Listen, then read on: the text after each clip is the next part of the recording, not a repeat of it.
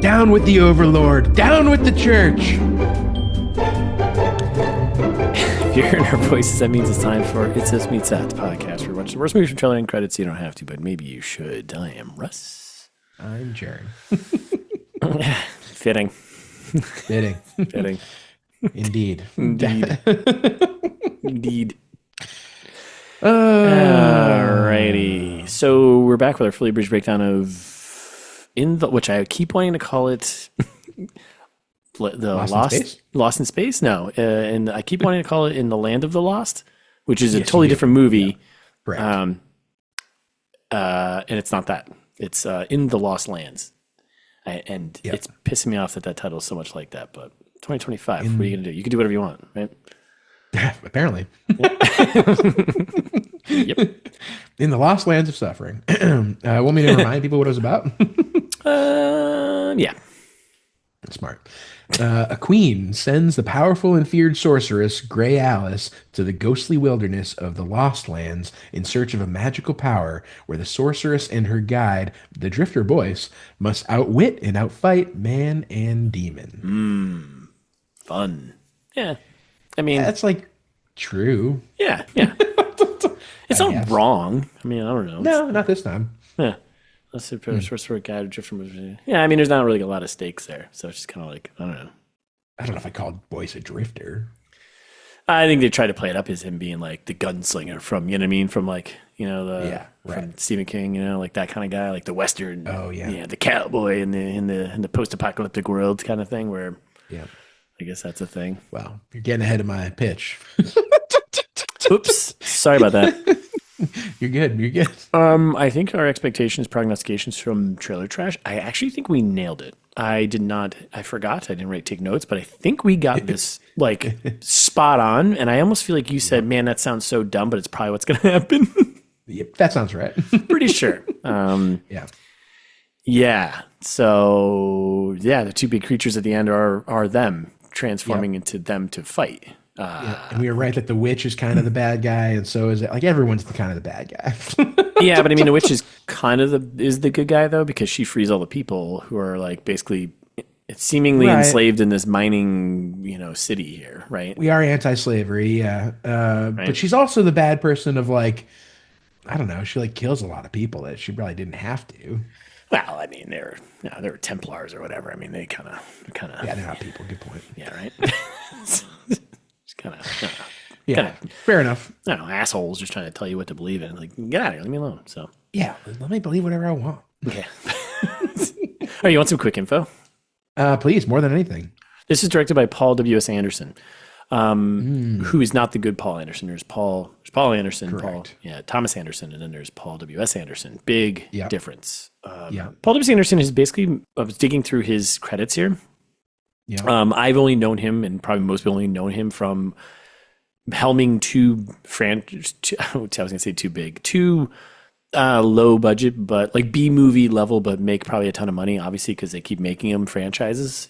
He's doing the Resident Evil movies with his wife Milla Jovovich, who's also in this. That's I forget every single time. Yeah, and you tell me. Yeah. So he's done all of those movies, which there's a ton of them. And he's done the Death Race, which apparently there's 3 of those. With the first one was with Jason Statham, I guess. It was like some post-apocalyptic, I think I saw kind of take on a Running Man situation, I think. Yeah, we need more of those. But apparently he's done like 3 or 4 of those. Okay. If you go way back in the time machine here, he did this movie called Shopping, which was with Jude Law or something. And that kind of like Clueless? Nope. Yeah. Yeah, with Jude Law. Clueless with Jude Law. Yeah. But he did the original Mortal Kombat from 1995, which I did not know. Oh, okay. Yeah, which I didn't know either. Great movie. Well, it's a movie. I think it's a good way to describe it. It's a movie. Awesomely bad. Yeah, it's awesomely bad. But I mean, that's just a sign of like, oh, this is what this guy's going to do. But then he did a movie in 1997 called Event Horizon, which is a really good sci-fi space horror movie. So I don't know if I ever saw Event Horizon. I'm assuming it has to do with the black hole. Because of the name. Martin. And there's Lawrence Fishburne's in there. Sam Neill, who is our social media manager. Is that right? Well, it's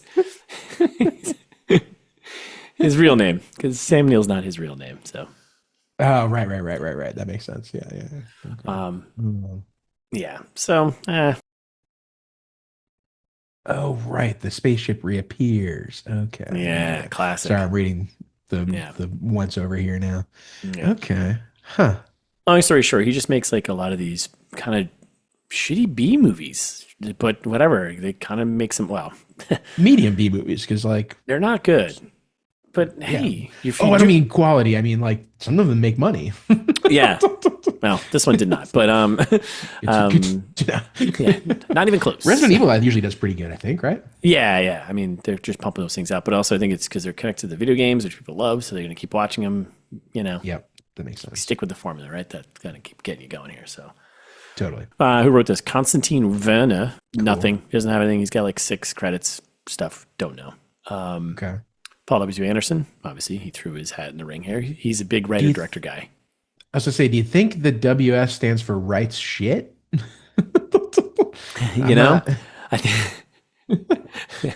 think it's probably something else. It's probably something else. I bet it's something else. Yeah, it's probably Wilhelm Schmidt or something. I don't know. Yeah. Oh, you think he's German? No, I have no idea. I was just going with the Konstantin Werner thing. So, gotcha. And of course, this is based on a short story by George R. Martin. Yes. Yeah. Gotcha. The guy who should have retired. Now he's got a bunch of things to finish, so he never will. And let's hope not. Well, it's going to end up happening. He'll probably die, and then his ghostwriter's like, all right, can we wrap this thing up? And then they'll finish all the notes he's got and get it done.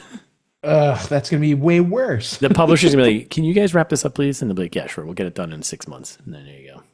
Yeah, fair. That sounds right. Interesting. Or AI will get it done for him. Oh, William Scott. That's what the WS stands for. Classic. I had to know. You don't want to have that many names.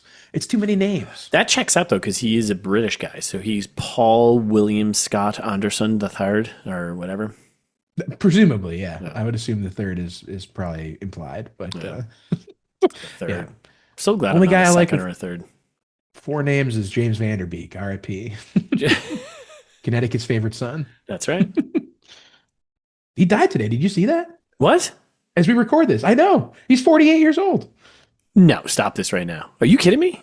I was making a joke because I thought you knew. Yeah, I didn't know this. What? He had ass cancer. You know he had ass cancer, right? No, one of the I worst didn't know. cancers. No one tells me these things. What's oh man, on he here? made a big announcement about his ass cancer last year. Everyone hates it. Fair, as everyone should hate ass cancer. Yeah, go get checked out. Yeah, everyone get your butt checked. Yeah, get your butt checked. I had no idea. But yeah, leaves behind his beautiful children and his wife and a legacy. Terrible news. Yeah. Oh, sorry to bring us down. I don't know if I can finish this. Fair enough. I'm just kidding. We can finish this. I didn't know. So okay. Yeah, that sucks. Yeah, well, R.I.P. It sure does. Yeah. Yeah. Okay. So who's in this? Who's in the movie? I don't know. It's sad news, but I don't know him. I hope he never. Yeah. I was thinking of PWSA. As our counterpart here. Oh, yeah, it's James. Our enemy of the pod, PWSA, as opposed to JVDB, friend of the pod. And JCVD. His name at least twice. Who's also, another. Enemy of the pod, JCVD? No, maybe not. Maybe not. I don't know. I have to do some homework on that one. He might be a Batman. Yeah, well. All right, who's in this? Milla Jovovich plays Gray Alice. Dave Bautista plays Boyce. Arly Jover, plays the Enforcer, who is the Templar Enforcer, the Church Enforcer, or whatever. I don't know. Right. A religious zealot here. Yeah, Amara Okereke. Good enough, yeah. Plays the Queen. Fraser James plays the Patriarch. No one's got real names. I think people do have names in the movie, but I don't know. They just go by their general title. Anyway. Most of their titles, yeah. Simon Lööf is Jerry Rice. Jerry.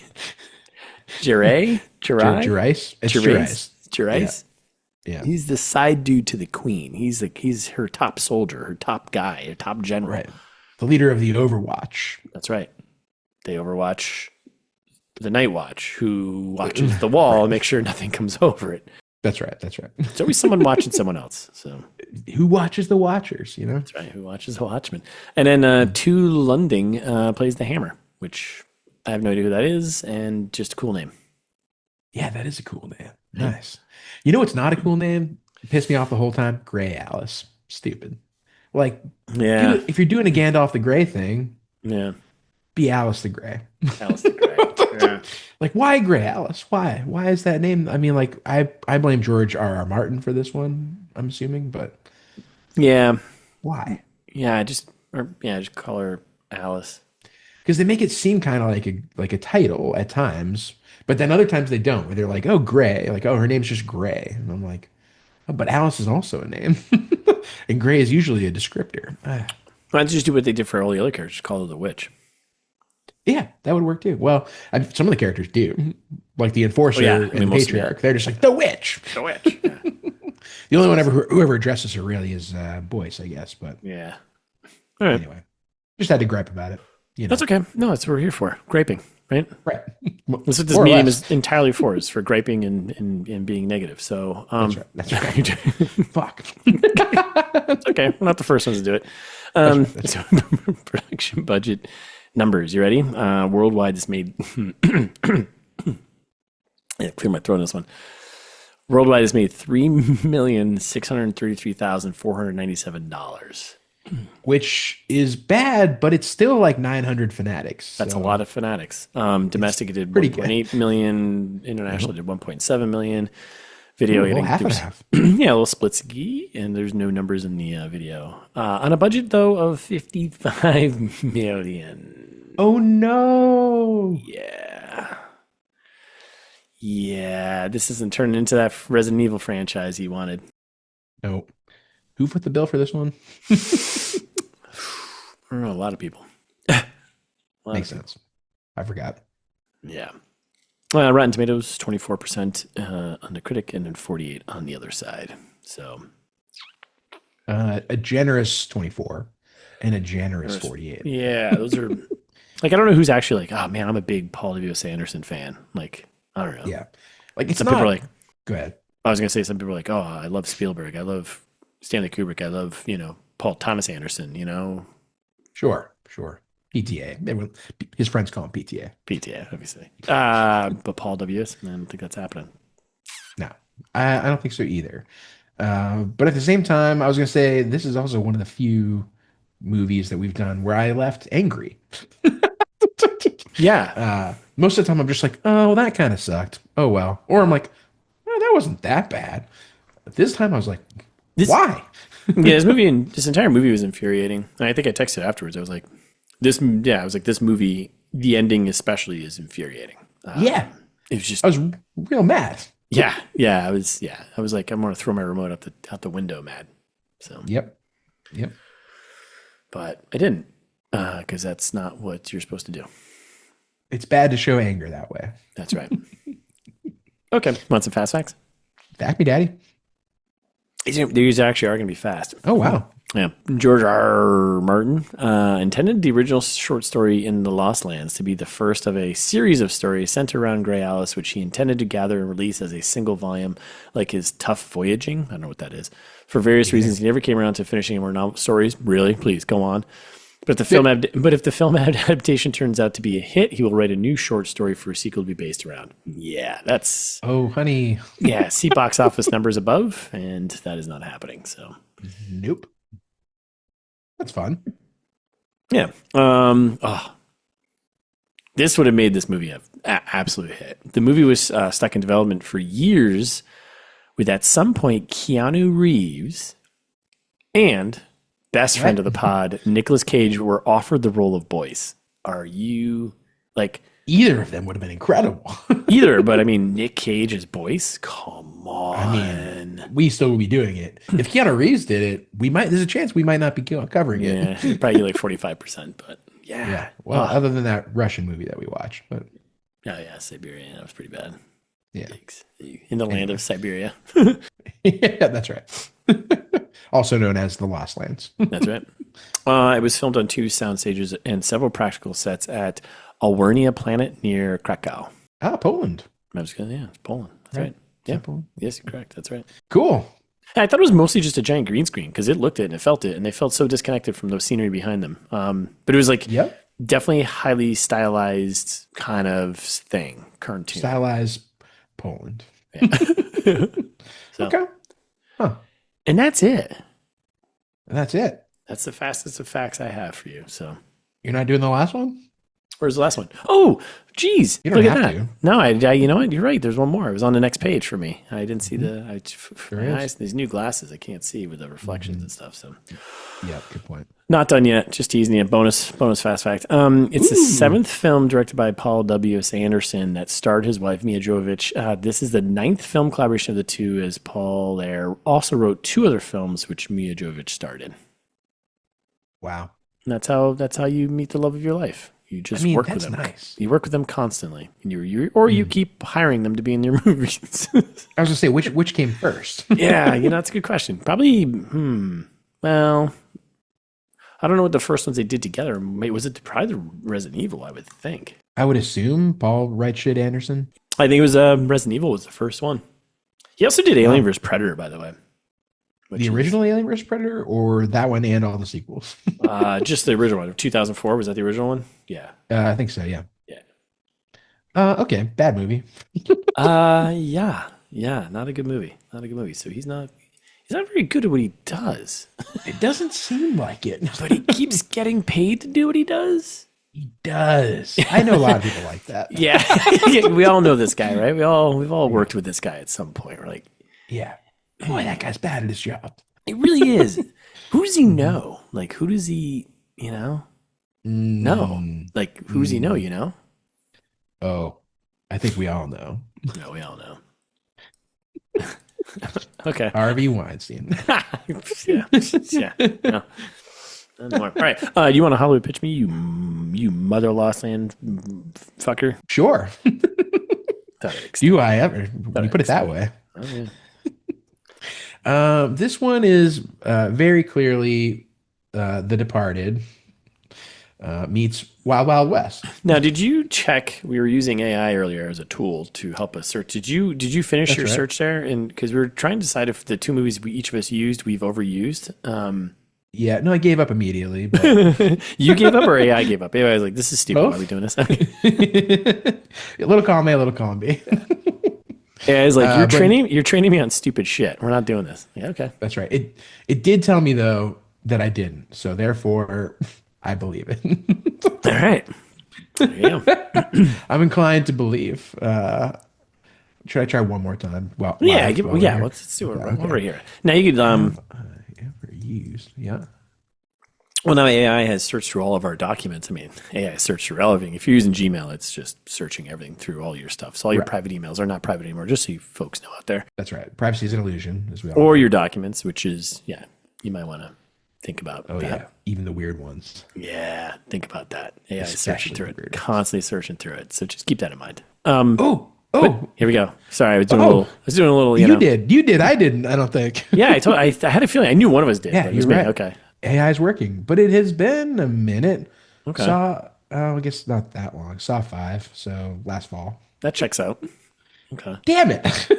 What about Tommy Boy? Just curious. Yeah. Just asking for a friend. Let's see. This is fun. It is kind of fun. This is entertaining. This is entertaining stuff right now.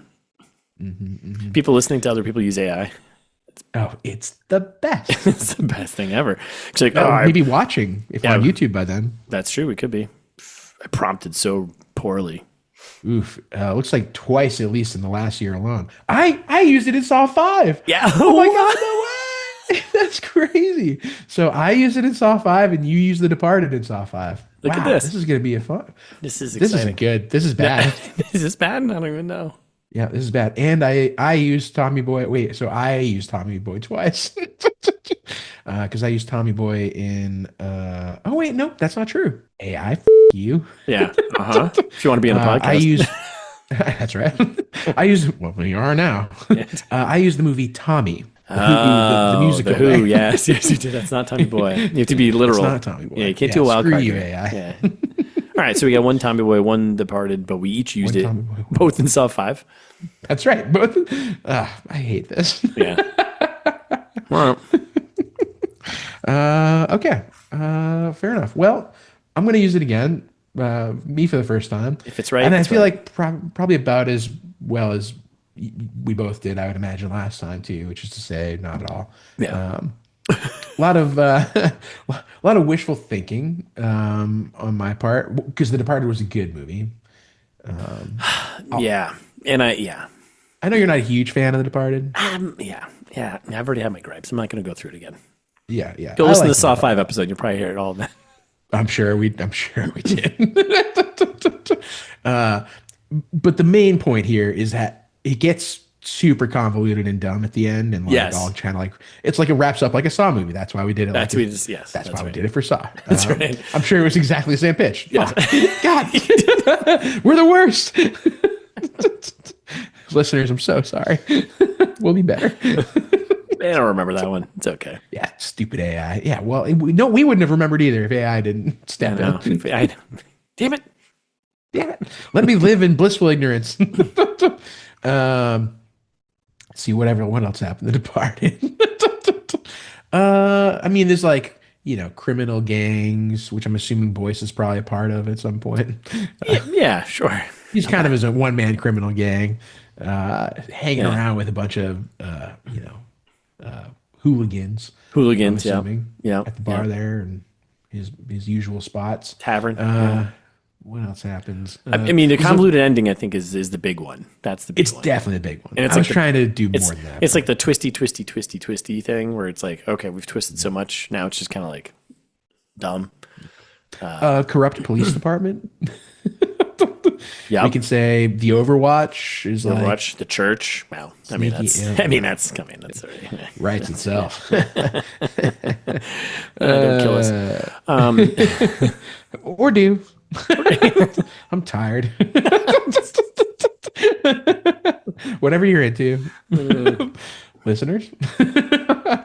No, just kidding. Don't kill us. But I guess that's it. Meets Wild Wild West for some of the reasons that you were getting at earlier, where it's like Kevin Kline. It is. Yep, that's right. It is trying to be that kind of like Western gunslinger kind of thing, but also thing. Not at all. Just like Wild Wild West. Yeah, it's just right. Well, yeah, that's right. Because they just had like futuristic, like it was like cyberpunk, Wild Wild West-y kind of thing, right? Like everything was super anachronistic and didn't make sense. Like there's like flying bicycles. Yeah. Like giant it's all spider ridiculous. thing they were climbing in. Right? Yes. So like it's another one where it's like trying to be a Western, but also like not at all. Which I think this was doing exactly the same thing. And I guess I was going to say something else, but I don't care anymore. So. Well, I think with that one too, you got like the buddy kind of. I don't know if it was a road trip movie in Wild Wild West, but you had Kevin Kline's character Will Smith being like kind of like the team up, right? And then in this movie, you get the team up with Boyce and Gray Skull there. That's true. Right? Yeah, it's like a buddy cop movie. Yeah. Good cop, bad cop. Yep. Right? Yep. Just like The Departed. Good cop, bad cop. Oh my God. Wow. You're good. And I've been doing it for a while. And the other thing with The Departed too, you have someone who's pretending to be who they're not in Boyce. Oh, yep. Great call. Yeah. I meant to say that earlier too. That's the obvious one. I saw you thinking about it, but you skipped over because you were thinking about something more important. It's okay. Thank you. Yeah. I was thinking about Wild Wild West. That's right. You were just jumping ahead. You're like a chess player. You're like 14 steps ahead. So exactly. You've already summed it up. You've already finished this movie, so that's okay. And the wishful thinking of someone needs to write a rap song about this movie. Oh, yeah, just the Wild Wild Lost Lands. That's right. Super. The Lost Lands. The Lost Lands. And the Lost Lands. That's a tough one. But yeah. Although I kind of do want to see The Departed meets the Wild Wild West. Like that. Right? I kind of want to see that movie. Like there's like a corrupt like sheriff. I mean, I'm sure that's already a Western of some sort, but like, I don't know. Yeah. I mean, it sounds kind of good, right? Yeah. Internal affairs thing going on. I don't think they had that back then because I didn't even know what those words meant, but. Yeah. Last time you pitched The Departed meets Police Academy.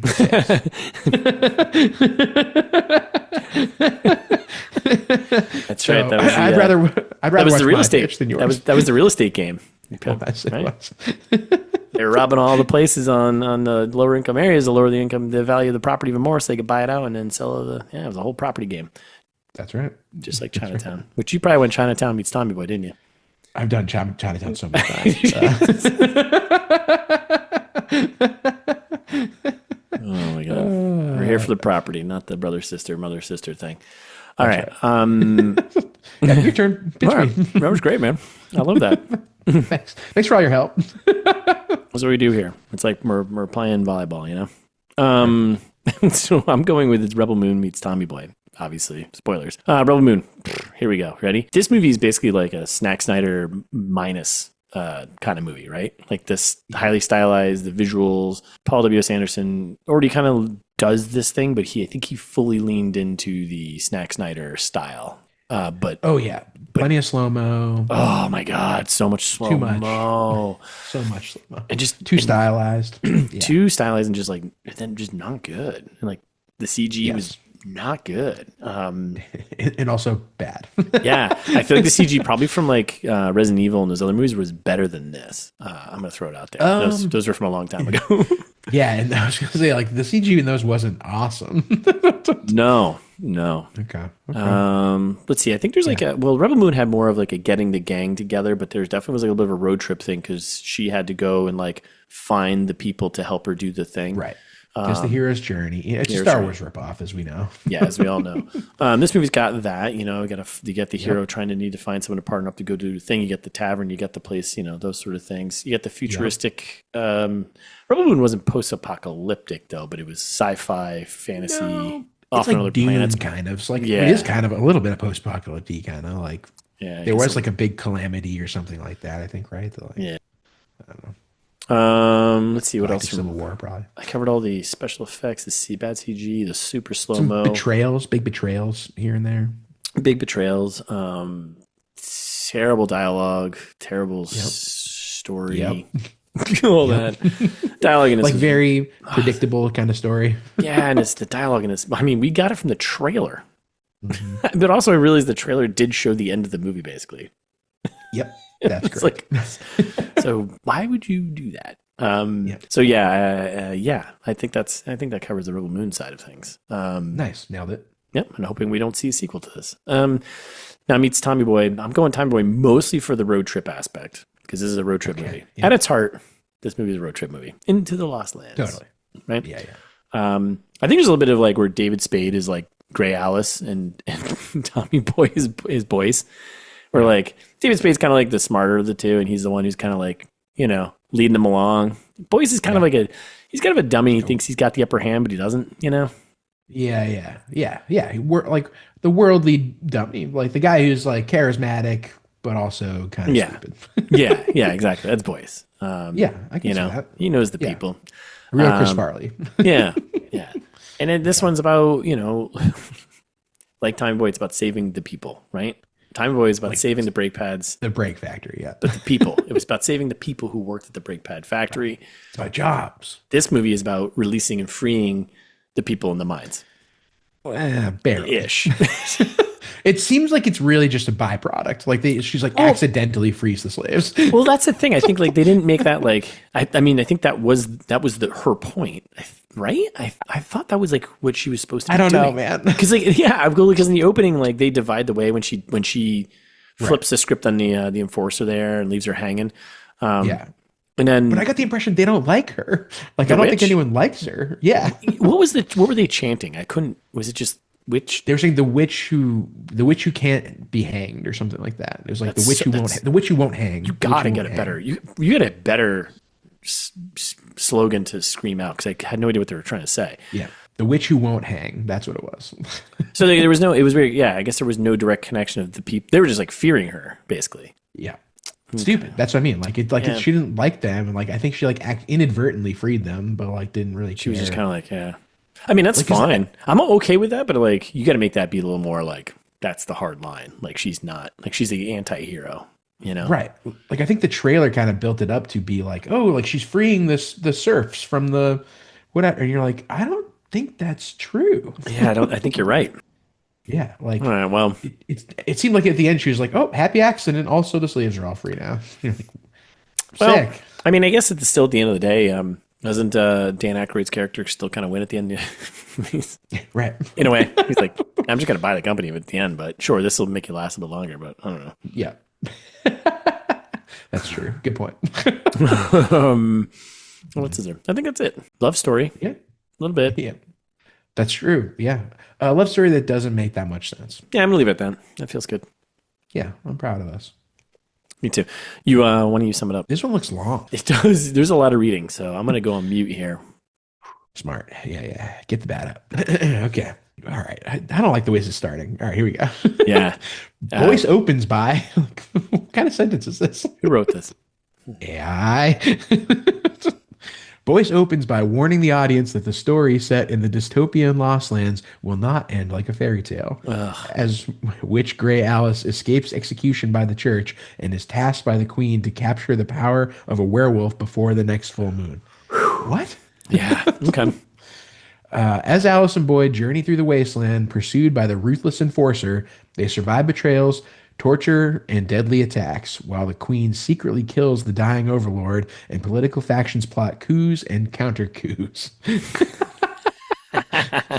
That's true. Yeah, I mean, not wrong, but Under the full moon at Skull River, Boyce is revealed to be the shapeshifter himself.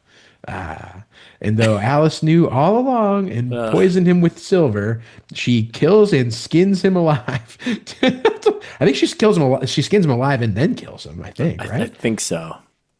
Yeah, to deliver proof to the queen. After further, which that's not true. No. It's to deliver the skin so that she can get the power. Right. To become a shapeshifter. AI. After further betrayal and Jairus' death at the queen's hands, rebellion spreads across the Lost Lands. Boyce resurrects from his grave, and he ultimately reunites with Grey Alice.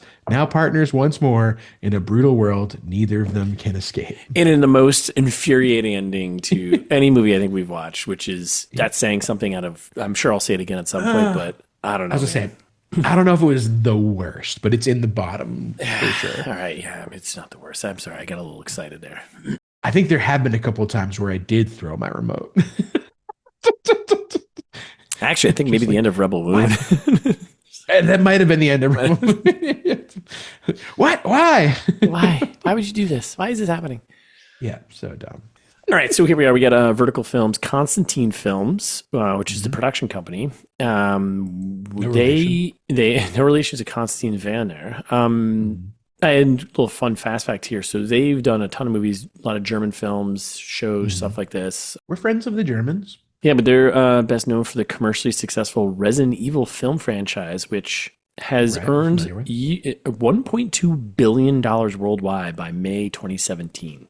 Over a billy? Over a billy. Ooh, nice. Yeah. I mean, that takes like one James Cameron film to do, but I mean... Yeah, but how many billions go into making a James Cameron film? It cost $550 million to make the last one. Right. Exactly. That's not... I think that includes the marketing budget I was reading today, but still, that's...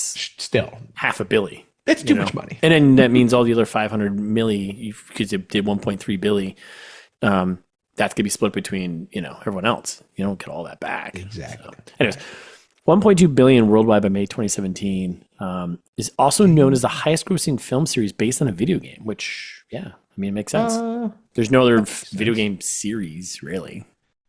Well, I bet the new Mario movie is probably, once the second one comes out, I bet it'll probably dethrone that pretty quick. Yeah, you're right. The first one made almost $1 billion, didn't it? I think so. And the Galaxy one, right? Yeah. Yeah. But that's why they keep hiring him, because they keep making money. True. Paul W. Sanderson. What a guy. What a guy. All right, so we get them Film Nation Entertainment. Don't know anything about them. They entertain in the nation, I guess, with film. Yep. Film entertainment. Now, this movie does the old, we're going to start with the end. Yep. And it's just his face all bloody up. I don't know why they keep playing with this whole, like, you want to hear a story? I'm going to tell you a story, fairy tale shtick. He does it towards the end too, and she's like, yeah, and she does it at the end too. She's like, "What do you think this is, a fairy tale?" And it's like, then she's like, "Oh, I don't know how the story ends." And it's like, what is this? Why are we doing this? Yeah, your life's not a story; it's your life. Yeah, and he's like, "You got stomach for it? You got time for it?" And then when you Like, yeah, what else does she have to do? At the end, you're like, oh, you guys were just sitting in a room together. You have a shotgun to her. So yeah, I mean, if you're holding a shotgun to me, I'm like, yeah, dude, I'll listen to her story you want to tell me. Yeah, go on. I mean, just keep it tight and good. But I mean, yeah, I'll listen to whatever story you got. So exactly. Title card. In the land of the lost now. In the lost lands. So that's right. And then, sorry, go ahead. No, I was just gonna say, like, Boyce's character's role, I think, for this movie is mostly just exposition and telling you what's going on. Even to the literal point of when they're being attacked by monsters who are running at them, he literally says they're coming. Yeah. No one needs that. No one needs that bit of information. We can see that. So just infinite exposition. All the time. And we get this one where he's just talking about the world of the lost lands, giving us the whole thing about why we're here. It's like all of what remains of humanity is in this one city in the whole world, apparently. Really? Yikes. And the world is gone. I hate that. It's like, come on. That's lazy writing right there. Yeah, so stupid. But then the one time, Grey Alice the witch saved us both. Oh, now I'm like thinking back, you're telling her this story. Like that. Yeah. Why? Because, That's stupid. I hate this. I hate it so much. Speaking of Grey Alice. Yeah.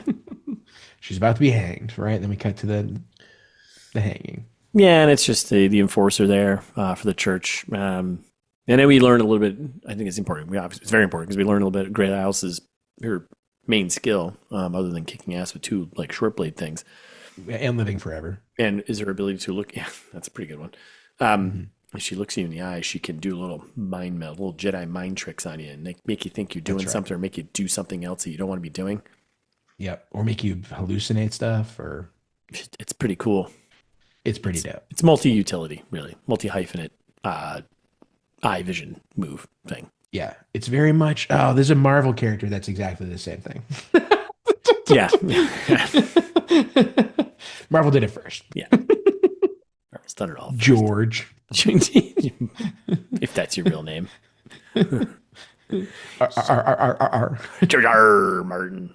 So we get the setup of the world. It's pretty shitty. A lot of bad CG shots of the wasteland, the lost lands, the city. I will say nothing feels coherent in terms of where things are in this world, which I guess is fine because it's all just wasted anyways. But it's just like it feels very linear though, because like it's all along this one train track apparently. Yeah, right. So like it is a very linear world. The one train track that survives up until the bridge, of course. Right, of course. But yeah, it feels like all the trading posts and everything else, and it's like, oh well, I guess the end of the road. Right. So.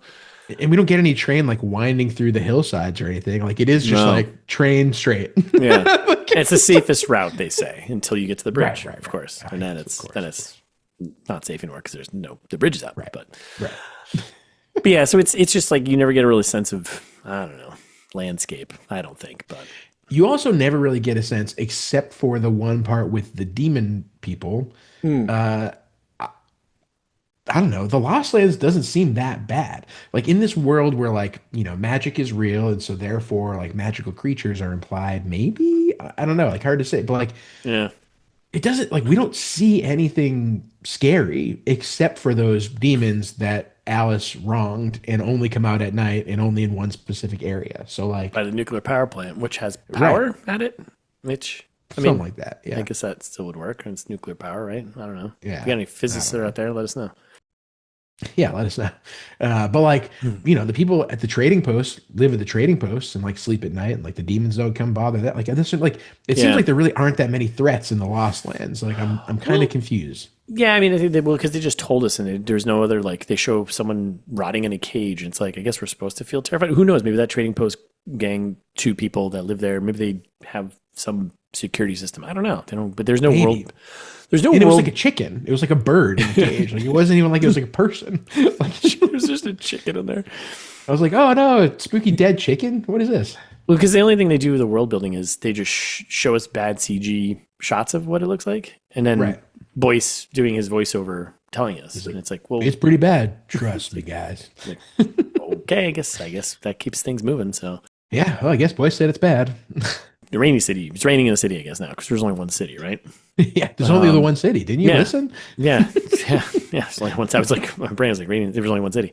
So then we get the ambush from the trailer, right? Or did you just skip that part? I'm skipping that part. I don't know. Okay, so I don't even know where we are anymore. We're at the mission. Oh, the rainy part. Okay. Yeah, we're at the stating of the mission here. So that we get the Queen visit. So we're at Grey House's little clock tower base, whatever, house with her blind old lady. Yeah. Right. Yeah, I was going to say, who's this old lady? She's a blind old lady who's saying that Grey House is a great. She's like telling us like, oh, you're a good person. So I guess she's supposed to be a good person. You sound just like when you were young. And she's like, oh, I'm old as fuck now, y'all. Yeah, so that's where we're like, oh, okay. She lives forever. Got it. Guess you don't have a calendar. But this is when we get the Queen. The Queen shows up with her right-hand man and captain of the Overwatch, Jerry Rice. And she's basically like, hey, I'm requesting something of you. And I guess Grey House's weakness is that she can't refuse a request, which is... Well, and the way they set this up is stupid too, because like the Queen walks in and she's like, oh, like I heard you can help me. And she's like, oh yes, for a price, I grant wishes. And you're like, wait, what? Yeah. It's like... You're not a genie. Like, what are you talking about? Like, you still have to do the work. It's not like you'd be like, yeah, here you go. I hate this movie so much. I grant wishes. I'm like, no, you don't. That's not what you do. That's not what you do. You go and do things. Murdering. Well, so much murdering. So much murdering. So the Queen's like, yeah, I want to become a shapeshifter beast, basically. And yeah, for some reason. But you're like, why do you want to be a werewolf? Yeah, like, it makes no sense. She's like, I want to be a wolf. Yeah. What? So she gets her first, like, there's like a stupid quest that'd pop up on like some video game you play, like The Witcher or something. Witcher's a great game, not a stupid game. But you know what I mean? It would like pop up like openly like, oh, your next quest is to go get the shape-shifting skin of the beast in the woods. And you're like, okay, I guess that's my quest. And so dumb. She's like, okay, well, I got to do that. And then she's like, okay, well, I got to hire a hunter. And then I got to find the shapeshifter. And then we got to head out there. And then, easy enough for a paycheck. I could do this, right? Well, then we get Jerry Rice here coming in hot after the Queen leaves. And he's like, so you refuse no one, you said? She's like, that's right. I've said it now, and I'll say it 100 more times in this movie. I refuse no one. That's important because she has to say it 1,000,000 times. Yeah. And he's like, all right, well, how about you accept this as my payment? I don't remember what it was. It was the watch. It was the watch. Oh, it was the watch. Oh, the watch. The stupid watch. The family heirloom watch, which I didn't get why it was so important at the end, because I was like, I completely forgot. She got that from him, and then she gave it to the hunter to Boyce to pay for his services, and then she won it back, and whatever it was, right? It was like some little tricky thing. So it was like it wasn't special to anyone other than the captain, Jerry Rice. Yeah, it's Jerry Rice. Like that was his golden football, man. Like what are you doing? It's family heirloom. So why is this important now at the end to you characters? Like no one should care. Yeah, well, he's dead, so who cares at the end? Anyway, definitely no one cares. Yeah. Like what? So yeah, basically he's like, all right. He's like, so my wish is don't do the Queen's wish. Yeah, fail. Fail at that because it's gonna be bad for her and bad for the situation. He's not wrong. No one should become a werewolf. I don't know if that's a safe. That's not safe. It's just common sense. Just don't do that. Yeah. But now I'm like, all right. So the Queen's wish is to do this thing. His wish is to fail. Yeah, and his wish is like to fail at this, right? Right. I had a logic problem. Well, it's not to fail at this. His wish is, I wish that the Queen, I wish that you fail her. You fail her. Yeah. So like, I'm like, I think maybe she is a genie. Maybe this. She's like, you said fail her, and so I did by killing her lover. Slash. God damn it! No. I was like so pissed because I was like, well, then the movie's over. Just don't do anything. So she kind of like, if this went over, if the last wish is made overrides the previous one, then just don't do anything. And that's it. We're done. That's right. No, it's more like a monkey's paw watch.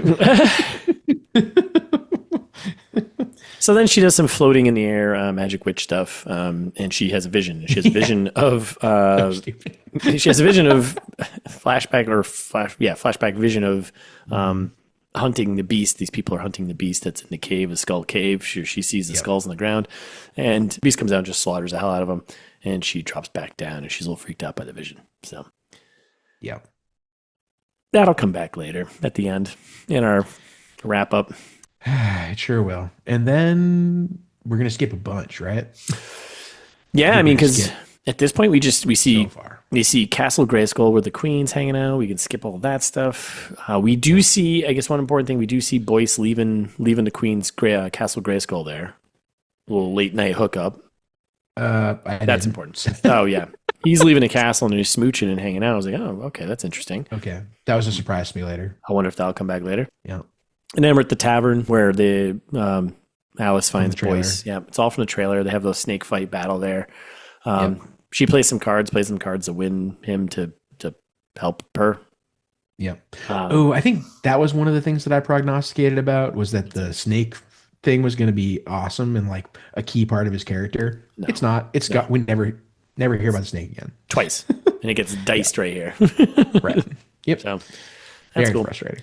And then she's like, I'm looking for the beast thing, the beast man. He's like, oh yeah, where did Rob? Whatever. He's like, oh, he's in Skull River. And then we have a quick flashback of her vision, like all the skulls in the ground, like, oh yeah, Skull River, that must be it. Oh right. Skull River. Oh okay, that's it.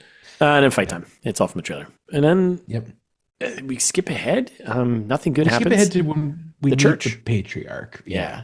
So now we get this guy and he's like, no one shall defy the church. And introduce questionable villain number 2. 3. Right, exactly. Right. And his job is to help keep the evil of the Lost Lands away, right? And so this is when he basically, again, this movie's just full of exposition. Yes. You get the enforcer. She's like, oh, the Queen, I think, is working with Grey Alice, and they're going to do like a shape-shifting thing. It's gonna be like, I'm like, how does she know all this? Yeah. Like, I don't know. And basically the patriarch's like, all right, all these women need to die. Yeah, I mean, I should be the only person here. I should be running the show. And then, it's so dumb. And then that's the mission. Go kill Grey Alice. It's kind of it, yeah. Now this movie just feels like things to be done just to just move to get to the, you know what I mean? Like yes, it's a task-based movie. Yes, it's like a video game, right? It's like I've got to go check off my list of things to do. So yeah, well, the mission isn't to kill Grey Alice; it's to extract a confession from her about working with the Queen, that way you can defame the Queen and then become in charge of everyone, and then you kill them both. Okay, right. That convolutedly checks out. Yeah. Just this is the patriarch's grand plan. He's like, oh yeah, great. She's working with the Queen. You're gonna get the witch to say that she's working with the Queen, and then you kill them both because then you can be like, hey, people, look, they're both heretics. Yeah, obviously. Okay. Shitty CG landscape transition shots. It's kind of like our Night Castle moment, right? We get a lot of Night wasteland Night Castle transition until we get to the moon, which is Castle Grayskull there. Right? Yeah, pretty much. This is when we introduce the moon. Yes. The Moon Night Castle. Yes. Oh, God. So now, all right. So listeners, in case you weren't keeping up with the plot here, there's 5. You have to be. She has to get the werewolf before the full moon for some reason. Yes. at the night of the full moon. Yes. Because that's when werewolves turn into werewolves, right? But we don't get that information until after we see the moon map, right? Correct. Okay. Right. So here we are. We're about a third of the way through this movie. It's only an hour and a half, hour and 30 minutes runtime, and there's 10 minutes of credits, whatever. I was say maybe even further, but we're almost halfway. We're almost halfway, and now we're getting introduced to this new time card saying like, okay, 5 days until the full moon. It's really not important at all, but I mean, sure. I mean, it is important, but we don't need it like this, right? No, definitely not. And then we get this new how we're traveling across the land animated map thing, which just shows us where all the cool spots are, like a video game. It's like, here's home base, here's a city, here's the trading post, here's the, whatever, blah, blah, blah. Here's the rift, and here's, but they also Skull River. They also don't use it every time, and then they also don't introduce it until almost halfway through the movie. It's very frustrating. So whatever, we get these things coming, and then we cut to the trading post, and basically like, oh yeah, we got a week to get to the thing because we have to get it before the full moon. It's like right, exactly, yeah. Which the trading post listeners, this is like. Boyce pops in. He's like, I got a couple friends here. And it's like some guy and his wife. And then you're like, wait a second. Is Boyce banging the wife? Is that his wife? Enough. Yeah, I think so. I thought they were just like, I thought they were. I thought best they were buds who would run the trading post. No, I think they were husband. I think they were a couple, is my understanding. It's lonely out there. Sometimes you gotta, it's the old lonely at the top. The old poly trading post. That's right. The lost trading post Polylands. Polycube. Yeah. Oh my god. Yeah. I respect that.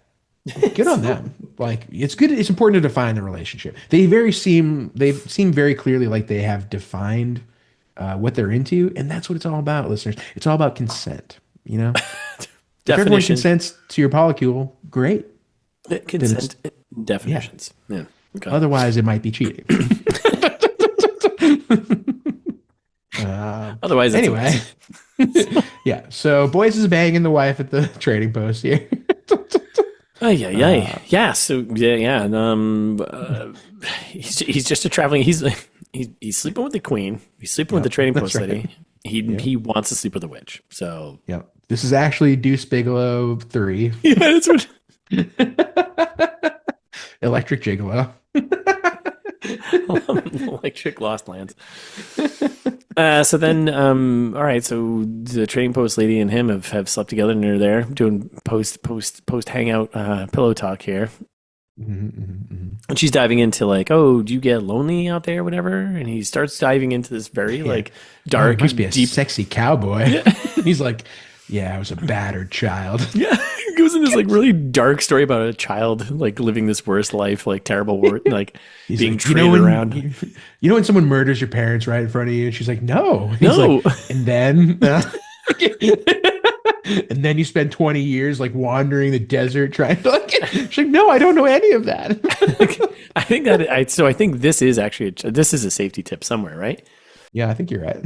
Is it one? Is it? It's pretty mid. It's probably mid up there, right? Maybe. Yeah, it's kind of a mid safety tip. Mid safety tip 103, maybe 105, somewhere around there. That sounds right. Yeah. Yeah. You find it? Yeah, I think it's there. I think it's I think if I read it correctly, correct me if I'm wrong. It's something about like don't dive in your childhood trauma after sex. Is that? Yeah, that's right. It's parentheses. Yeah, you're right. Big red flag. It's 103. It's exactly that. Don't dive into your childhood trauma after sex. After sex. Parentheses. Big red flag. Big red flag. That's right. Big That's red. Right. So, all caps. Yeah. All caps. But guess what? He was kidding. It wasn't him. I'm just kidding. I never talk about my feelings, but it was him, really. That's right. Yeah. He's like, wouldn't it be funny if some guy opened up to you about that? Like, would that be funny? Is that crazy? Does that turn you on or turn you off? Or do you want to fix me? Off. She's like, way off. Then, dun dun, 4 days until full moon. God damn it. This is stupid. Classic. I love it. And then quick transition stuff. We get the Lost Lands ahead of us, and then we get the church boys, the church choir here with the enforcer. Boys. They got a train. They got a choo choo. Here we go. Yeah, it's so silly. You're like, so silly. Why do they have a train? There's like EDM or like rave music playing, and like we do like this terrible CG zoom in on the train and on her face, and like the enforcer, like, what is this? They were trying to do like a new Mad Max thing, I think. Doesn't work here. Doesn't play. No, that's 100% what they were trying to do. Yeah. But also we know that the patriarch, through his little headset, his little McDonald's headset, can talk to everyone. Which I was like, what technology exists in this universe? I'm so confused.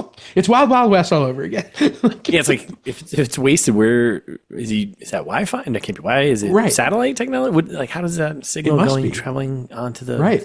It has to be satellite based. I guess the satellites didn't get wasted. They're just still up there spinning, right? Right. I think so, yeah. Well, or maybe it's something our little pea brains can't understand. It's something that just got left out of the lore. Yeah. So bring her to me. We got to get this. We got to get this moving. Queen and Grey Alice are conspiring. So yeah. Then we come back to the trading post. We can just quickly note this. They get torched and kind of maimed and left for dead, except for the lady there, right? Yes. Well, so you're right. Wait, yeah. When did that happen? It happened right after the train stuff. Right after the train, the church choir boys on the train with the enforcer, and then they cut to the trading post because they were on the tracks because the tracks are the only path out to the path to follow, and they know that they're following the train tracks, so they're just right. And then there's the 3 days until the full moon, and then we cut to when they get to like the warehouse, whatever, Cyrus's place. Yeah. I was like, who's Cyrus? We don't need to know, apparently. Nope. One of the only characters whose names we know, but we don't know. Yeah, he's dead. So, 3 days until full moon. More landscape, more skull landscape transition shots, lost lands, horse riding, whatever. Chatting about family life. I think it was a moment to like develop characters, but it was short and didn't do anything. So, yeah. Oh, I thought we were skipping it. Yep. We're skipping it. No, that's it. That was a one line. So yeah, skipping it. So when you come to Cyrus's place, here's a big empty building with a bus in it, and then yeah, we go looking for him, and he's dead. He's already hanging, and he's dangling. Yeah. And Alice is like, yeah, well, the people are here for us too now. So yeah. And yeah, then, because Boyce is like, Cyrus had visitors, and she's like, so do we. And you're like, oh my god, cool people. You might as well just said like, we've got company. Yes, it's exactly that. And it cuts to reflection of Boyce walking out into aviators, and I was like, this is amazing. So the enforcer shows up with all of her choir boys, and they're all wearing aviators. Yeah, do you want to explain why? Tricks, witch. Yeah, you want to explain why they're all wearing aviators? Yeah, I'll explain it because the movie does too. They let her walk out, and she's like, "None of your tricks, witch. You can't look us in the eye." She's like, "Oh, rats!" Aviators for the win, huh? So stupid. So then we allowed the lady, Boyce's bang buddy from the trading post. Yeah. Oh, and I hate the enforcer. It's because the dialogue's so bad that they write for her too. Like she's like makes weird jokes sometimes that don't play. Like she's not a joke character. No. And she's literally like, "Oh yeah, like sorry, your friend's your friend's wife there is a little tied up right now." And you're like, "Wait, what?" Like, it's like, are you a Batman villain? Like she's like looking around for everyone to smirk and laugh, and no one's laughing. She's like, "Am I right? No, okay." Oh my god. Yeah. So then the enforcer's like, whatever. And he shoots her, and Boyce is like, no. After trying to like she's like, no, and then enforcer's like, hey, I'll pay you to kill her or whatever. And he's like, no, I can't do that. So yeah, he's like, no, she paid me first. Stupid. Rules. Drifter rules. Sorry. There are no rules for drifters, you dumbass. Yeah. Then they literally, speaking of Snack Snyder, they literally just do like, they like toss bodies in front of the enforcer. God. It is hilarious. So it's the most Zack Snyder thing I've ever seen. And it's just like action fight, whatever. And so it's so dumb because she's just standing there and the bodies, they're just jumping in front, taking the bullets that Boyce is unloading. So he's just like killing them like they're NPC characters in like a really bad video game. Yeah. And she's standing there smiling. She's like, boss, you're losing your entire crew here. How about you come up with a new strategy instead of just standing there letting your boys die? So dumb. So then we get on the bus, which is also acts as a gondola to go across the cavern here. That's right. How'd they get the train across this? Because didn't the train run through? No, they didn't. They went around. They explained that a bunch. Oh, they did. That's right. But then how'd they get back on the train again? Because aren't they back on the train? No, the train goes around the rift. I guess there's a way around. Oh, the train goes around. It's not a train. It's not a straight line train. I was wrong. Classic move. Well, actually, I don't know where the train was pointed, so it could be a straight line train. So no clue. I don't know who's working those rails. But all right, so we're on a bus now. We're on a bus gondola going across the rift here, the grift, the chasm. It's just like tossing people out of it left and right. More slow-mo action and fighting, and it's all whatever. Doesn't look great, but yeah, they're just doing this thing. And then I love how like now, like as the enforcer's watching them just kick ass on this gondola thing, that she's now worried about losing all her boys. And she's like, cut the rope, cut the cable. It's like you just watched like 20 of your guys get mowed down because you just stood there and they're taking bullets for you. Like it's been 10 minutes. Yeah, what are you doing? You're the worst enforcer. So they cut the rope. The bus violently swings across the chasm, through a building, into the side of a mountain. Everyone's dead. Movie is over. I wish. Nope. Nope. Alice is fine, and Boyce is like hanging on. And they do the classic, drag him up. And he's like, can I get a hand here? You witch. And then they go back to our enforcer, and she's like, the guy's like, oh no, like, what do we do now? How do we get across the thing? And they're like, well, we have to go around the thing. And they're like, oh, okay. And like, They're going to be headed for the mountains soon, I bet. And that's when she's like, no, hell is where they're headed. Nice. What? What? Is this dialogue? Who wrote this? Constantine Verna. Verna. Yeah, she pulls out a sniper rifle, takes a shot, hits Boyce once, and then she's about to do it again, but then she pulls up the scope and she's like, sees the witch's face, and she's like staring at her. It's like, wait, you took your aviators off. No. So she makes her vision something she can't vision. She can't do it. And then they escape. So halfway. Yeah, sorry, I forgot that was the lead up to her pulling Boyce up. And we're halfway.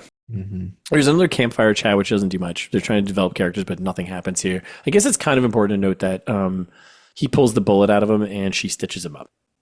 That's kind of the only important thing about this scene. It's a foreshadowed for later. A foreshadowed. One of the stupidest A foreshadows ever, but yeah, she's. But it's also stick my fingers in your wound. But it's also not an A foreshadow because there's no way us as the viewer could have foreshadowed it from what was shown to us. So correct. Dun dun. 2 days until full moon. Mm-hmm. Quick note: we're back at the Castle Grayskull here, and the Queen is like, everyone. Good news, everyone. Pregnant as hell. Pregnant as hell. We got an heir. And guess who's the daddy? Boyce. Boys Boyce is the daddy. Daddy Boyce. Oh, big surprise! Which I was shocked at because I didn't see that him escaping from her bedchambers earlier. Yeah, I was like not surprised. I was like, yeah, he was already in there. So Boyce is daddy. Like, yes, Boyce, the simple hunter. I was a simple girl myself, and look at me now. I'm the queen. So much exposition, just like talking about the whole thing and like everything. And I'm like, why are we doing this here? But then thankfully she smothers the Overlord. Yeah, that poor bastard, huh? Just like kill me already. Hilariously. Just laying in bed for no reason at all. So yeah. King's dead. Long live the king. Is dead. Well, and then we get another map transition shot. Yep. Where we headed Shadowbane. Shadowbane. Oh boy. Yep. And then we can skip. This is all this is all the stuff from the trailer. This is the nuclear power plant gas. Yeah, the demon for some reason, there's tanks of gas there, and they're lighting that up in the demon monsters. More slow mo action. It's all from the trailer. Yep. Which they win the battle, obviously. And then the only important part that we should talk about briefly is the at the end. She admit that guy Boyce is like, oh, that guy knew you, like that monster. He was talking to you. He's like, okay, I was told you not to come back here no more. And she's like, yeah, well, we dated for a little while back in the day, you know. Yeah, he used to be hot. It's about to be hotter. And she's like, yeah, he was just a real greedy guy, but I can refuse no one, so I helped him out, and then it turns out he got like nuclear poisoned and got turned into a monster. So like, no one should ever ask me for help. I should just be left alone. Again, like, repeating so that. Dramatic and emotional. Dun, dun, 1 day until full moon. Oh, we're getting to it, boys. Here, we're getting to it, right? Church train, little update. They're headed west. Then we can skip right to the fire fields. We get the title card and the map again, and here we are. Well, there's a very brief. All hail the new Overlord. Oh, right. We do go to the Patriarch, and he's like, oh man, the Overlord's dead and the Queen is with child. Like, this is my nightmare. The worst. I'm doing the worst coup ever right now. Yeah. Yep. And she's like, well, now we both have what we wanted, right, Patriarch guy? Like, you have the air and the power and all this stuff. And he's like, oh man, I want more power. Yeah. And so that's pretty much it. And then he's pissed about it. We get to see him be like, that dirty whore. Yeah. Find the witch, get her confession, and they'll hang together. Hurry! He literally says, hurry! It's like this confession thing. Stop. Make haste. Make haste. They're the worst. So bad. All right, so now we're kind of rumming through the end here. This movie is almost done.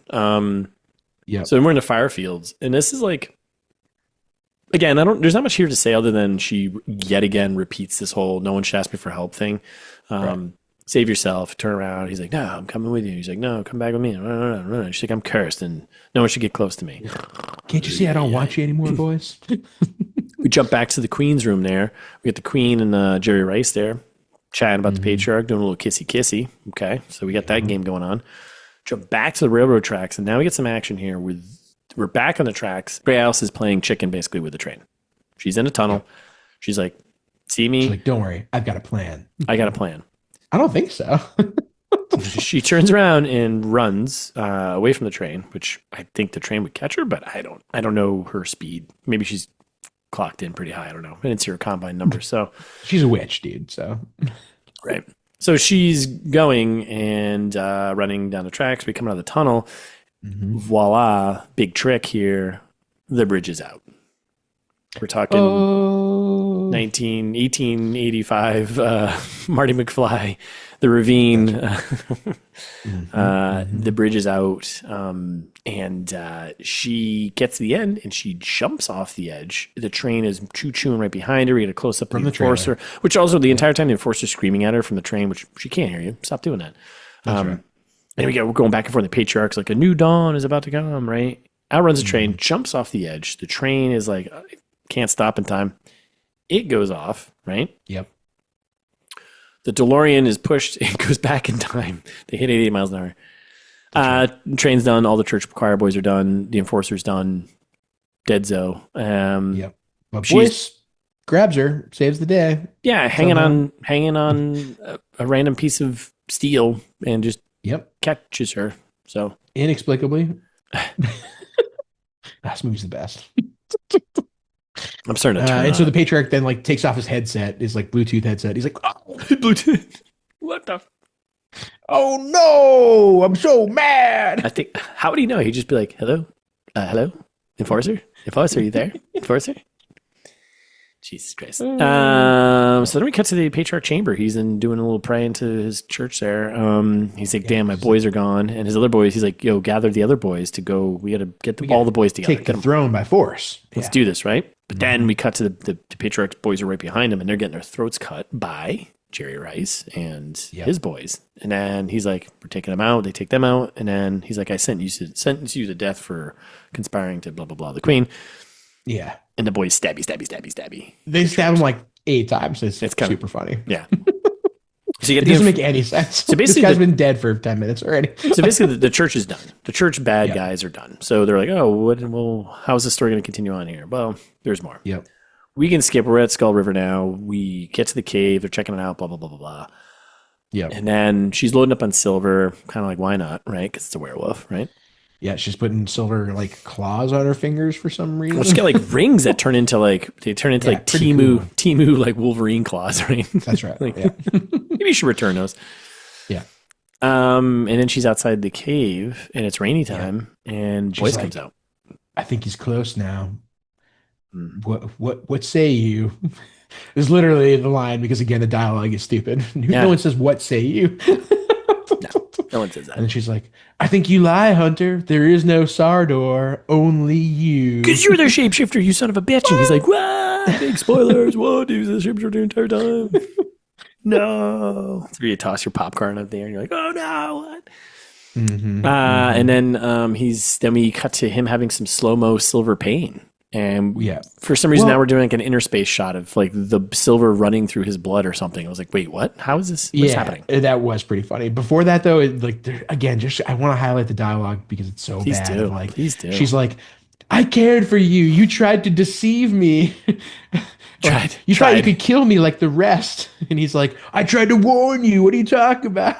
It's like, what? What? This doesn't make any sense with the plot. Like, no. Why? No, because then 2 minutes later, he's like, no, I led you out here. Yeah. So that's what I was so confused. Like, well, what does he want? What is he doing? Like, he led her all out here to kill her, right? I guess. Yeah, like the rest, apparently. I don't know. But yeah, then the blood part was very funny, which I was like, what is this, like a... Why are we doing this? Like Spider-Man 3? Yeah. But then he transforms and he's big now. Shit, he's the werewolf. And then we got and then she slow-mo tosses the watch at him. Yeah, which I was like, what does that have any significance right now? Like, what is it? No, because it just falls on the ground. Like, it doesn't matter at all. And now she's got the Timu Wolverine claws, right? And she's like, okay, a lot of close-up of eyeballs, right, in slow-mo. And then she unleashes the crows. And then, Well, but she unleashes the spooky mind tricks. yes, because that's why we did the close up of the eyes, because she's like, I'm in your head, son. I'm going to mess with you now. But we get a quote unquote monster battle in the rain, leaping towards each other in slow mo, very Snack Snyder like.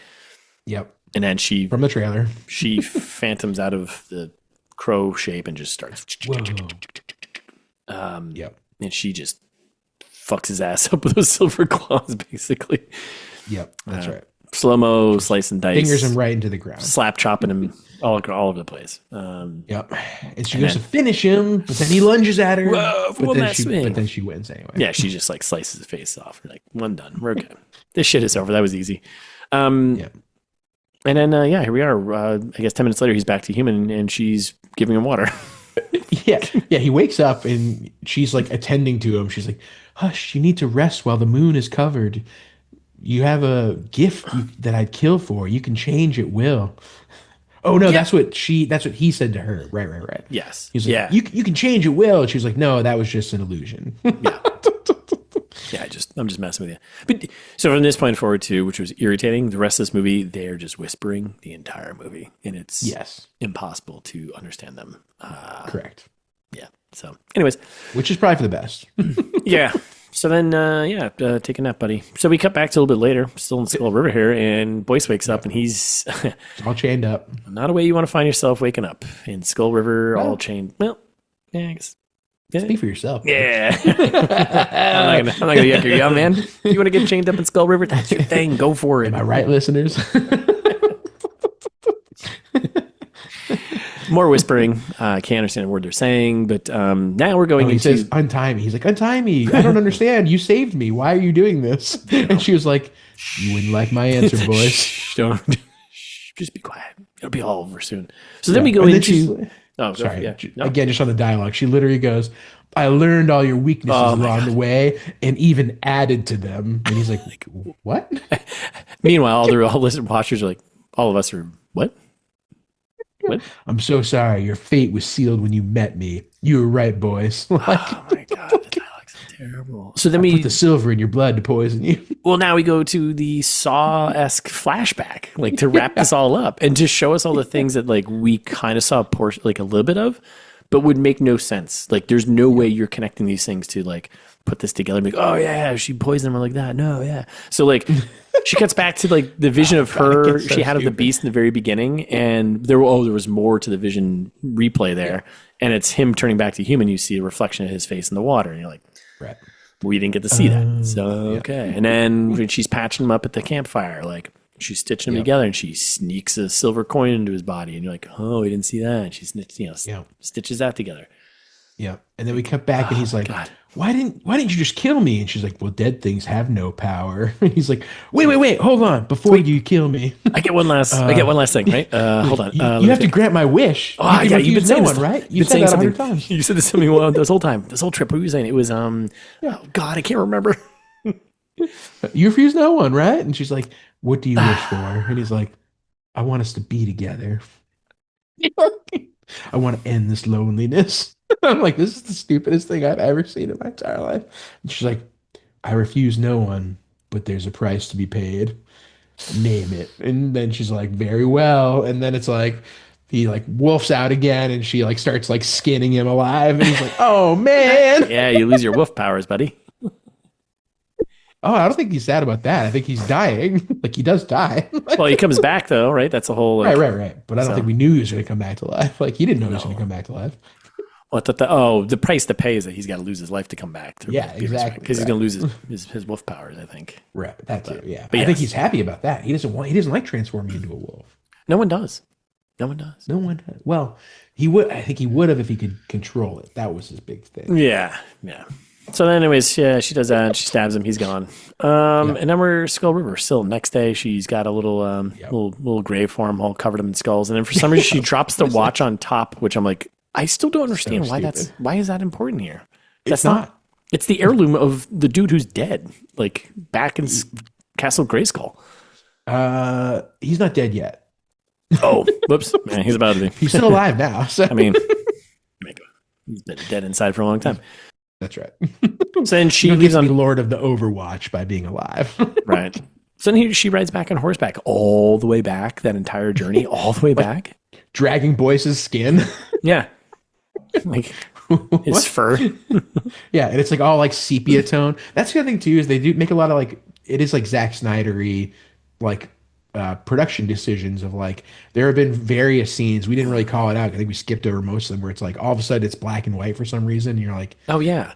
Is it? You're like, why? Why would you do this? Well, and this one, they have like super sepia filter over everything, so you can't. Like... Well, yeah. Well, it was funny because they were doing black and white for like the flashbacks. We're like, sure, that's fine. But then there was also scenes where like she was wearing a red like outfit, and then it was black and white. I'm like, wait, this is happening right now. This isn't like a vision. So, who's your editor? Who's being consistent here? Yeah, I blame Zack Snyder.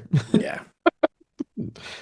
So we're besmirching Zack Snyder. He had nothing to do with this movie. No, he had nothing to do with it. But he director started copying his shit. So that's right. Emotional inspiration. So we're back at the mines here, back at the city, and all the miners are like, "Oh, she's back!" And then they turn on their overlord people there, and the witch that will not hang. That's what they keep chanting. Everybody's always chanting. And we got to zoom into the church, which sits right across from Castle Grayskull. You got Church and State, but then immediately the church thing goes down. Like, oh, is this like, is that quick? This revolution? This seemed pretty quick. Yeah, right. I was like, oh, did anyone earn this thing? Yep, no, just seems doing like it. I don't know what happened quick. Someone had a plan. Yep. So then it cuts to Alice, and she walks up to Jerry Rice and gives him the pelt of Boyce, and she's like, "Here, the skin of the shapeshifter," and he's like, "Wait. You failed me." Not really. And she's like, well, you didn't get what you asked for, but you got what you wanted. That's right. Get what you get. Don't get upset. I wish you just said that. He's like, see him. He's like, you monkey's pawed me. Damn it. Like, and then again, because this movie just explains everything for you in case you didn't know, the father of her child is dead now. Now you can be the new dad, huh? Like, his name was Boyce. And she's like, oh, okay. He's like, cool, that sounds good for me. I like this. I'm going to go hang out with the queen. So then goes to hang out with the queen. He's like, oh, by the way, Boyce is dead now. Hella dead. Yeah. But then that sends the queen into a rage because she's like, what? That's my baby daddy? Yep, that's right. She's like, you had her kill the father of my child? And he's like, well, yeah, to protect you. And she's like, well, next dad. Poor choice there, right hand man. He's like, will you do anything for me? And he's like, yeah. And she's like, die for me. Yeah. See ya. All right. Well, okay. That's stupid. And then the people storm Castle Grayskull. The people have risen and they are getting in there. So yeah. I don't know. Yep. Yeah. Did they see what actually happens to the queen? She just runs away or something like that. She's like in bed or something. I don't know. Well, she's crying about Boyce's skin. Yeah. She's like holding Boyce's skin. And she's like, I did this for us so we could be together. Mm-hmm. And then she hears the rabble rousers outside and like she runs away. Done. So you're right. We don't see where she goes. But then his little fur pelt like turns into ash and like mystically floats all the way back that whole journey back to his grave and lands on the grave with the watch. Stupid. Yeah. And then the grave stones start to shake, and we cut to black. It's so dumb. Yep. We're not done yet. This movie's not over yet. Of course not. This feels like it's ended 3 times now, but let's give it a 4th and 5th ending here. So totally could have ended it there, like you said, 4 or 5 times now. So then, Alice, her eyes open because eyes are a big thing with this movie because eyes. We're basically back at the beginning. The end of the beginning. Yep. He's all scratched up. He's got a shotgun. Yep. Stuff from the trailer. He's like, "How's my story?" And she's like, "Well, I still don't know how it ends." we're like, yeah. When does it end? He's like, maybe with me skinning you alive, like you did to me a little while ago, yesterday. Kind of lost on time because I was dead for a bit, but yeah. She's like, "Well, I don't like that." Again, because the dialogue is so stupid. and then she's like, "I knew you were the queen's lover," and we get a flashback of that, and then. Yep. And then we get of her saying like she refuses no one. We get more flashbacks of all her saying that. I'm like, why are you doing this again? Stop doing this again. Yep. And then she knew, I knew all of this. I knew all this has happened. I knew you were doing this whole thing, yada, yada, yada. Yep. I knew that the queen's desires would lead to a revolution, and I knew that she would never wear your skin, and I knew that you would live, just like I know that gun will misfire right now. And Yeah. And he's like, oh man. And she pulls a knife. They pull knives. They do like a little cool slow-mo CG. No, it's not cool at all. So stupid. CG thing. They swing around, and then they get both the knives to each other's necks. And then they're like, and then they just start laughing. Yeah. And then they just say, isn't this what we wished for? Yeah. The end. Like, they literally just like ride off into the sunset and giggle. And that's the end. What is that? I hate it so much. What is that? What happened? Like, what happened to the queen? What happened? Like, tell me more about the revolution. Now I'm interested. Like, what's Boyce gonna do now? Like, what's their plan? Like, who's the person who writes out the check to the person to make this movie and was like, you know what? That's a good one. Here's $55 million. Go make this movie. Yeah, I bet it was like Konstantin Werner was probably like, oh. Well, I don't want to spoil how it ends for you. So, like, just write me the check and you're going to love it. You're going to love it. And they're like, oh, well, this sounds kind of interesting. Yeah, well, I am interested. Yeah. I mean, Paul W. Anderson, he's at $1.72 billion over You said Paul Anderson? Well, Paul Anderson. That guy's successful. He's very good. He made that last movie, Battle of something. Like, oh, yeah, that's it. Yeah, it's People like Paul Anderson. Oh, my God. What a mess. Thanks. I love it. It's been a while since we've had a good one like this. This is like just a solid mess. Just a garbage movie. Yeah. Amelia with Jared and Russ. Perfect timing. Yeah. How do we fix it? Oh, God. Well, unfuck the dialogue. Oh, First God. of all, like, cut all of it. Have no one say that. Make it a silent movie. Make it a silent movie. Yeah. Let's go back to the days where you actually had to like have characters do something instead of say something to tell us what's going on, to show us what's happening in the movie and what's going on. I like that. That would play. How about get rid of all the exposition? We don't need all the the world building stuff in the beginning. Cut all that. Just be in the world. Have the characters live inside the world and do things in the world to show us what it is. Yep. Cut one of the villains. Make it a little more straightforward. It doesn't need to be like this. We don't this convoluted. The queen, the patriarch, the enforcer, Jerry Rice, like like cut one of them out. Yeah, I don't care about any of these people. No, or give them names. Don't cut, or if you don't want to cut them out, give them names and make their stakes interesting. Yeah, I don't care about any of these people. Actually have like actual character development between the two of them, like where they, but through their actions instead of just sitting by campfires and doing something. Don't do this stupid. I hate this. Like show us this thing and then have to do this stupid wrap up at the end of the movie, showing us the things that we couldn't see, so we had no idea. These A4 shadows, we had no idea that those things they could exist. We couldn't put it together ourselves as viewers. Like, nope. Impossible. That's cheating. It's called cheating. It's called cheating the viewer. Don't do that. I hate that. Grow up. Let's see what else. I do love how this was just a good old fashioned werewolf movie, though. Well, I was gonna say make it more like a werewolf movie. Like lean more into that maybe. Like give us like a couple months here so we could see like a couple werewolf attacks maybe, and like give us like some time when they're on the road journeying to this place where like, oh no, there's another werewolf outbreak, but like Boyce was missing at the same time. Like let us get to it ourselves a little bit, instead of just like at the last minute beating us over the head with it.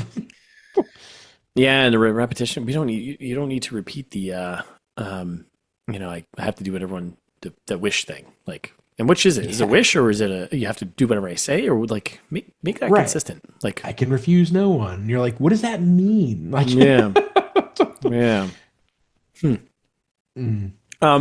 make it wish based. That'd be fun. Make her a genie. It's Aladdin. Just do Aladdin. With werewolves. That sounds dope. Yeah, no, we have one ending. Don't do the triple Lundy ending. We don't need that. Yeah. And if you're gonna make it kind of a morality thing, like tell us about how awesome it is that slavery doesn't exist anymore. Yeah, I was gonna say, that didn't feel like the most important thing, but I mean, it is. But it is the most. It was half cooked. Yeah. But right. It's like I don't care about any of these characters are doing. I don't have zero cares about them. Why would I care about them? They don't.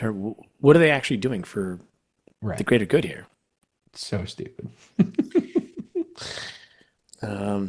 I don't know. That's a lot. Those are a lot of notes right there. Yeah, it's kind of unfixable. I mean, it's just a lot, but yeah, less exposition, and a little more. Yeah, the endings too. More show, don't tell. Yeah, classic. You just got to do that, you know. Mm-hmm. All right. Get someone else to direct it. Yeah, but he's the other Paul Anderson. But he's got a winning ticket though with these Resident Evil movies. So you keep making money. People are gonna keep hiring you. So same. All right. Been there. No. I feel done. What? Cool. Oh yeah. I don't know. I thought you were gonna say something clever. No. I'm feeling a little under the weather today, so this is right. A stretch right now. I'm sucking on the halls right now, so I'm ready to you want to drive this train off a bridge? That's pretty good. Maybe you'll take over. Thanks for listening. We'll be back next week with a new movie and a trailer trash. In the meantime, follow us on Instagram at It's This Meets That. Mm-hmm. That's a typo. It's a Star Wars thing.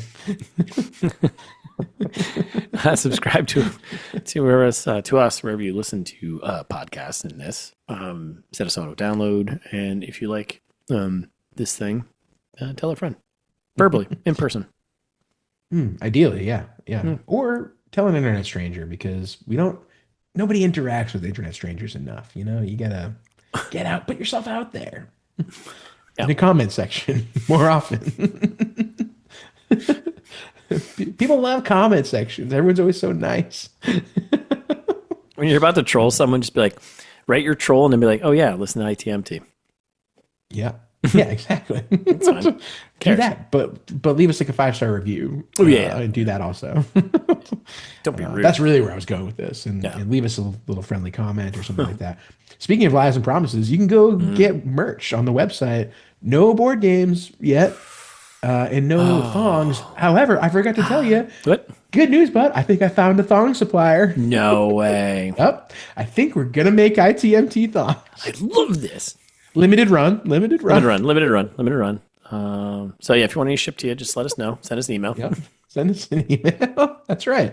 Good segue. It's thismeetsthat@gmail.com. I just hope it's like thongsupply.com. And by the way, if that's not taken, let's get on there right now. Should I go there? Yeah. Not on my work computer. Yeah. Just throw it in an incognito tab and see what happens. Oh, nope. I did not. Not secure, but it is taken. It seems like. Good to know. All right. Anyway, don't go to thongsupply.com. Go to itsthismeetsthat.com, where you can find our merch and information about the show, and nothing about Russ's Book Host, where you can buy wherever you buy books or listen wherever you listen to audiobooks. And yeah, usually I say the website at the end, so I'll just, itsthismeetsthat.com. Itsthismeetsthat.com. Itsthismeetsthat.com.